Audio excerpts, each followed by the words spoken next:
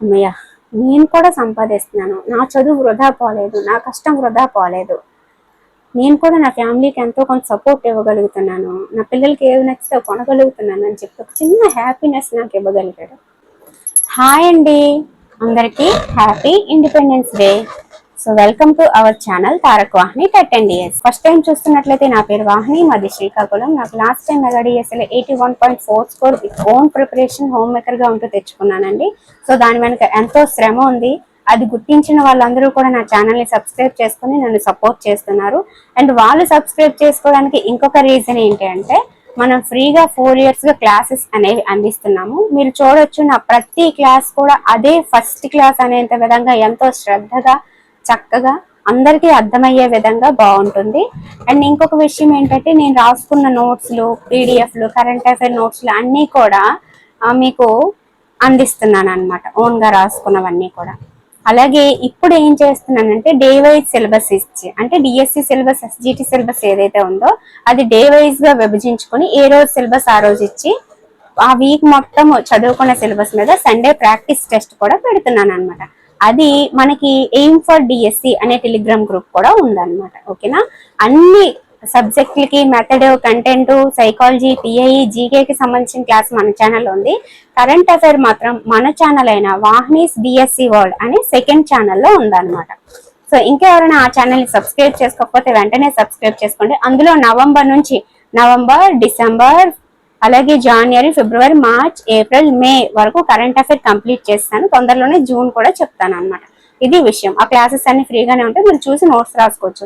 లేదా పీడిఎఫ్ కూడా రెడీగానే ఉంది. మీకు నా కంటెంట్ నోట్స్లు, కరెంట్ అఫైర్ నోట్స్లు, పీడిఎఫ్లు కావాలి అంటే 9494163477 అనే నెంబర్కి వాట్సాప్ లో మెసేజ్ చేయండి. ఓకే ఫ్రెండ్స్, ఇది విషయం అనమాట.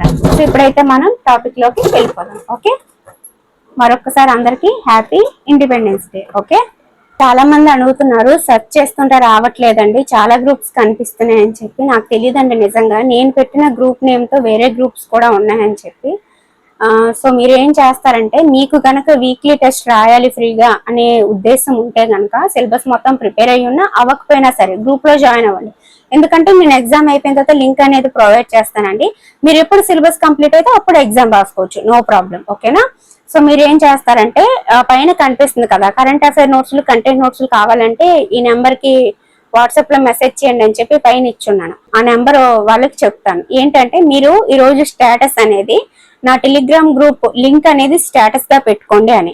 మీరందరూ కూడా ఈ కాంటాక్ట్ ని సేవ్ చేసుకొని మీకు స్టేటస్ కనిపిస్తుంది, ఆ స్టేటస్ పైన క్లిక్ చేసి మీరు డైరెక్ట్ గా జాయిన్ అయిపోండి. మళ్ళీ మీరు వాళ్ళందరికీ, మీరు చాలా ఎక్కువ మంది ఉంటారు కదా, కొన్ని వేల మంది ఉంటారు, అందరికీ కూడా లింక్స్ పెట్టాలంటే వాళ్ళకి కష్టం అవుతుంది. కాబట్టి వాళ్ళ స్టేటస్ చూసి ఆ లింక్ పైన క్లిక్ చేసి మీరు మన గ్రూప్ లో జాయిన్ అయిపోండి. మిగతాది అక్కడ మాట్లాడుకోండి. ఓకే, రేపు మనకి సాయంత్రం 6 గంటలకి ఈ వీక్ మొత్తం చెప్పిన సిలబస్ మీద అయితే టెస్ట్ అయితే ఉంటుంది. సో ఈ రోజు రేపు బాగా రివిజన్ చేసి రెడీగా ఉండండి. ఓకే ఫ్రెండ్స్, ఒక టెస్ట్ అయితే 85 మార్క్స్ కి పెడుతున్నాను. 85 బిట్స్ తో ఉంటుంది. 45 సెకండ్స్ అనేది టైం లిమిట్ ఇస్తాను అనమాట. అంటే ఒక బిట్ కి 45 సెకండ్స్ ఉంటది అనమాట. సో బాగా మీకు బిట్ వచ్చిన వెంటనే చదివి ఆప్షన్స్ చూసి ఆన్సర్ పెట్టాలి. ఆన్సర్ పెట్టిన వెంటనే అది మీకు రైటా రాంగ్ అనేది తెలిసిపోతుంది. మొత్తం కంప్లీట్ అయిపోయిన తర్వాత మీకు చివర్లో రిజల్ట్ అనేది ఇస్తాను అనమాట. టాప్ 20 మెంబర్స్ ది ఇస్తాను. సో మీరు కౌంట్ చేసుకోవచ్చు, ఎన్ని రాంగ్ చేసాం, ఎన్ని రైట్ చేసాం, ఎక్కడ ఉన్నాం అనేది మీకు తెలిసిపోతుంది అనమాట, నో ప్రాబ్లం. సో ఏ సబ్జెక్ట్ లో మీరు వెనకబడి ఉంటే అది మళ్ళీ రివిజన్ చేసుకోవచ్చు. ఇది విషయం. ఓకేనా, సో కంటెంట్ నోట్స్లు, కరెంట్ అఫైర్ నోట్స్లు, పీడిఎఫ్లు కావాలి అంటే ఆ నెంబర్కి అయితే వాట్సాప్ లో మెసేజ్ చేయండి. Aim for DSC Telegram group లో జాయిన్ అవ్వాలంటే ఆ నెంబర్ సేవ్ చేసుకొని స్టేటస్ చూడండి, స్టేటస్ లింక్ ఓపెన్ చేసి జాయిన్ అయిపోండి. ఓకేనా, ఇది విషయం. ఓకే, 10 సార్లు ఒక మంచి పనిని అనుకున్నాము అంటే అది ఖచ్చితంగా జరుగుతుందండి. నేను ప్రత్యక్షంగా ఫీల్ అయ్యి చెప్తున్నాను అనమాట, అది జరుగుతుంది. ఎందుకంటారా, నేను చాలా డిప్రెషన్ లో ఉన్నానండి. నాకు జాబ్ పోయింది, చాలా దగ్గరికి వచ్చి ఓడిపోయానని తెలిసిన తర్వాత కూడా అందరు అడుగుతారనమాట, ఏమైంది ఏమైంది. నేను ఓడిపోయానని తెలుసు, నాకు ఎంత స్కోరో తెలుసు, మెరిట్ లిస్ట్ లో నా పేరు ఉంటది, నా ర్యాంక్ ఉంటది. జాబ్ వస్తే స్కూల్కి వెళ్ళిపోతా కదా, వీధుల్లో ఎందుకు తిరుగుతాము అయినా అడుగుతారు. మళ్ళీ ఎవరెవరికి జాబ్ వచ్చిందో వచ్చి చెప్తారు. బాధ అనిపించింది. చాలా బాధ అనిపించింది. అప్పుడు ఒకటే అన్నా, నేను జెన్యున్గా కష్టపడ్డా, ఎంతో ఎఫర్ట్స్ పెట్టాను. ఈ నార్మలైజేషన్ పేరుతో అందరినీ ముందుకు తోసేసి నన్ను మాత్రం అక్కడ ఉంచేసావు. నేను వెనకబడిపోయాను. నా పేపర్ కూడా మార్కులు కలిసి ఉంటే ఈరోజు నేను జాబ్లో ఉండేదాన్ని. నాకు కూడా ఎకనామికల్గా కొంత ఇది ఉండేది, నాకు కూడా రెస్పెక్ట్ ఉండేది. నేను ఇప్పుడు నా కష్టం వృధా, నా శ్రమ వృధా, నేను ఒక్క రూపాయి కూడా పనికి రాకుండా పోయాను. నేను ఎందుకు ఇంత ఎఫర్ట్స్ పెట్టాను? నా లైఫ్ ఇలా ఉంది, నా పిల్లల లైఫ్ అయినా బాగు చేయాలి, వాళ్ళకి ఒక మంచి ఫ్యూచర్ ఇవ్వాలి. మా తల్లిదండ్రులు నన్ను కష్టపడి చదివించారు, వాళ్ళకి హ్యాపీగా అనిపించాలి. సరేలే మేము కష్టపడి చదివించాలి, మా అమ్మాయి తన లైఫ్ని సెక్యూర్డ్గా ఉంచుకుంది, తనకి ఇంక ఇబ్బంది లేదని వాళ్ళు సాటిస్ఫై అవ్వాలి. ఎంత కష్టపడి చదివితే నువ్వు ఎందుకు ఇలా చేసావు? దేవుడిని దెబ్బలాడా, ఏడ్చా.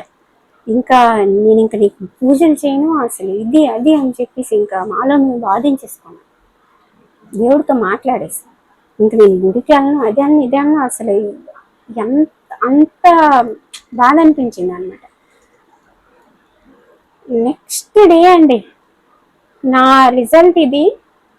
నేను మళ్ళీ క్లాసెస్ చేస్తున్నాను. నేను ఎప్పుడులాగే క్లాస్ చేశాను, ఎప్పుడులాగే వీడియో పెట్టాను, ఎప్పుడులాగే థంబ్నెయిల్ పెట్టాను. కానీ ఆ నెక్స్ట్ డే నేను పెట్టిన వీడియోకి 2 సంవత్సరాలుగా, అంతకు ముందు 2 సంవత్సరాలుగా చేసిన ఏ వీడియోకి రాని రెస్పాన్స్ వచ్చిందండి. ఏ వీడియోకి రాని రెస్పాన్స్ వచ్చింది. వ్యూస్ వచ్చాయి, లైక్స్ వచ్చాయి, డబ్బులు వచ్చాయి. అప్పుడే నాకు డబ్బులు రావడం స్టార్ట్ అయింది. అంతకుముందు నాకు యూట్యూబ్ నుంచి మనీ రాలేదు, పేమెంట్ రాలేదు. చెప్పాను కదా ఇంతకుముందు యూట్యూబ్ 2-3 సార్లు అనవసరంగానే డిమానిటైజ్ చేసి ఇచ్చేసి వచ్చేసి ఇలా అయిపోయిందండి అని చెప్పి రీజన్స్ చెప్పాను ఆల్రెడీ. అప్పుడే స్టార్ట్ అయింది. ఎంత మిరాకిల్ అండి! ఎందుకంటే స్టార్ట్ అవుతుంది. ఇన్ని ఛానళ్ళు ఉన్నాయి, ఎప్పటి నుంచో ఉన్నాయి. నా ఛానల్ 2 సంవత్సరాలుగా ఉంది కదా. నా కష్టం వృధా పోలేదు. ఆ రూపంలో అయిపోయింది. ఈ రూపంలో నాకు దేవుడు ఇచ్చాడు ఇప్పుడు నన్ను కొంచెం స్థిమితం చేయడానికి అని అనిపించిందండి.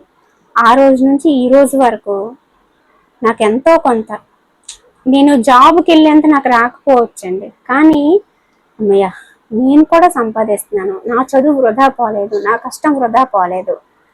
నేను కూడా నా ఫ్యామిలీకి ఎంతో కొంత సపోర్ట్ ఇవ్వగలుగుతున్నాను, నా పిల్లలకి ఏది నచ్చితే కొనగలుగుతున్నాను అని చెప్పి ఒక చిన్న హ్యాపీనెస్ నాకు ఇవ్వగలిగాడు.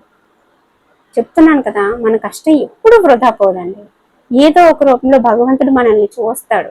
మీరు ముందు కష్టపడడానికి సిద్ధపడండి, కష్టపడడానికి సిద్ధపడండి, కష్టపడుతూ వెళ్ళండి. ప్రయత్నాన్ని వదలొద్దు, ఫలితాన్ని ఆశించొద్దు. ప్రయత్నం చేస్తూ పోండి. గెలిస్తే గెలుస్తారు, లేదంటే ఈ కష్టం ఇంకో రూపంలో మీకు సబ్జెక్ట్ వస్తుంది, మీరు ఇంకో రూపంలో నిలదొక్కుకోగలరు. పోస్టులు లేవు అని అంటున్నారు.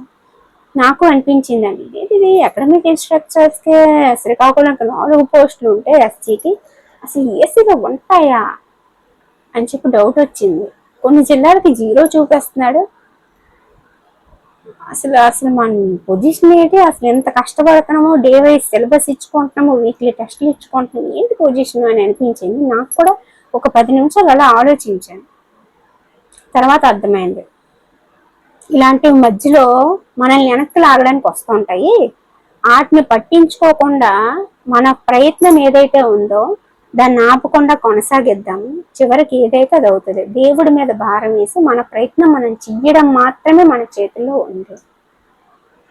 ఇదొక్కటే నేను నమ్మాను, అదే ఈ రోజుకి నన్ను నడిపిస్తుందండి. వీటన్నిటికంటే ఇంకొకటి ఏంటో తెలుసా, నేనెవరో మీకు తెలియదు, నన్ను మీరు ఎప్పుడూ చూడలేదు, ఇలా వీడియోల రూపంలో తప్పితే ఎక్కడ ఉంటానో తెలియదు. కానీ నా ఫ్యామిలీ గురించి తెలియదు, నా బ్యాక్గ్రౌండ్ తెలియదు, ఏమీ తెలియకుండా కేవలం నేను చెప్పిన క్లాసులు, నేను చెప్పిన మాటలలో నా కష్టాన్ని గుర్తించి, నా వెనుకున్న బాధల్ని గుర్తించి, నా సమస్యల్ని గుర్తించి, నేను బాగుండాలి, నాకు జాబ్ రావాలి అని ఎంతమంది కోరుకుంటున్నారు కదా, ఇంతమంది కోరుకుంటున్నారు కదా. అది ఎలా వచ్చింది? ఎవరి వల్ల వచ్చింది? దేవుడి వల్ల కాదా? భగవంతుడు మన వెనక ఉంటాడండి. మనం చేసే ప్రతి మంచి పనులు ఉంటాడు. స్టార్టింగ్ మనకి కష్టాలు ఇస్తాడు, ఇబ్బందులు ఇస్తాడు. ఎందుకు ఇస్తాడు? వాటిని కూడా దాటుకొని వీడు బయటకు రాగలడా లేదా అని ఇస్తాడు. అవి దాటుకొని మనం బయటకు వచ్చినప్పుడే దేవుడు మనకి ఆశీర్వదిస్తాడు. నేను అవన్నీ దాటుకొని బయటకు వచ్చానండి ఇప్పుడు.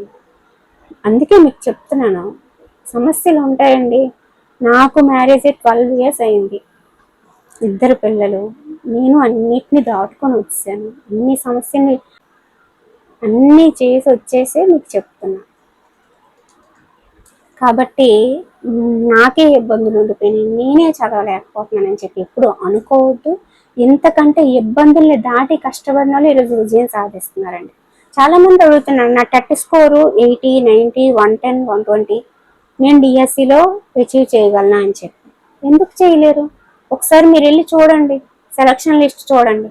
అందులో చాలా మందికి టెట్లో తక్కువ వచ్చిన వాళ్ళు కూడా గెలిచినారండి. టెట్లో తక్కువ వచ్చిన వాళ్ళు కూడా గెలిచారు. ఎందుకు గెలవరు? టెట్లో ఏదో సమస్యలు ఉన్నాయి, టెట్ రాయలేకపోయి, మంచిగా చదవలేకపోయి. డిఎస్సికి మంచిగా చదివి ఇంకా ఎక్కువ స్కోర్ చేస్తే డెఫినెట్గా మనదే విజయం కదా. ఎందుకు చేయలేము?